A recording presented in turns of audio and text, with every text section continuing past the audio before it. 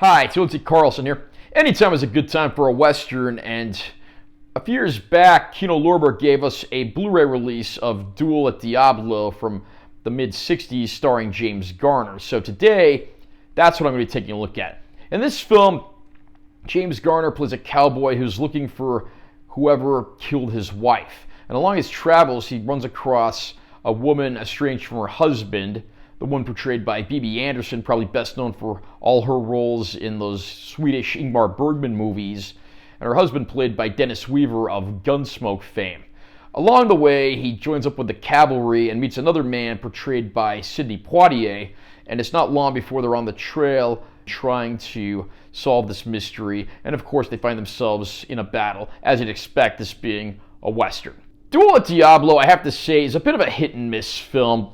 There are a lot of great things about it, namely the beautiful Utah cinematography and the performances from the cast. I mean, James Garner, of course, will forever be known for his 1970s role in the classic TV series The Rockford Files. But back in the day, he was certainly one of the best Western actors you could possibly ask for. And of course, you got the likes of Sidney Poitier, who always gives an astonishing performance no matter how good or bad the movie is. Bibi Andersson, this might be the only time that I've ever actually seen her in a role that's not an Ingmar Bergman film. And then, Dennis Weaver as the estranged husband of Andersson's character, and just seeing their shattered relationship and how everything's come to affect that and how it affects the ultimate journey. It really speaks for itself. The film almost feels like it was sort of an attempt to bridge the whole classic cavalry Western with the more modern revisionist Westerns, including spaghetti Westerns, which were becoming popular at the time.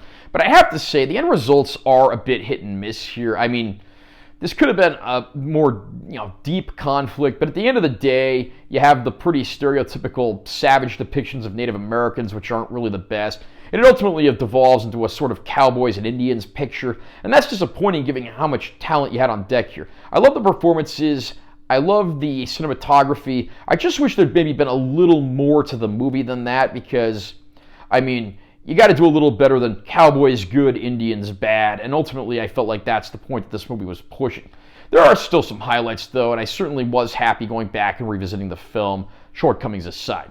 This Blu-ray release from Kino Lorber of Duel at Diablo actually looks very good for the most part. I'm not sure if the movie was restored for this release, but for the most part, all of the grain and natural elements are intact without any digital effects, tinkering, noise reduction, and so forth.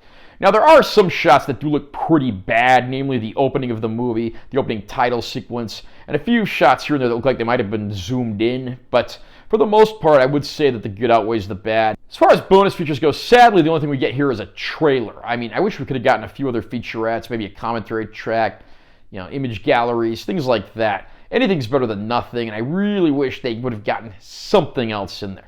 So I have to say, this release of Duel at Diablo from Kino Lorber is decent. The picture quality is very good for a film of this era. The film itself is a bit problematic, and it has its hits and misses, but is overall pretty entertaining. Again, I wish there'd been more in the bonus features department, but if you can find this one for a good sale price, it's worth adding to the collection. How about you? What do you think of Duel at Diablo? Do you think it's one of the best films that James Garner ever made? Do you think it's one of the best Utah shot Westerns?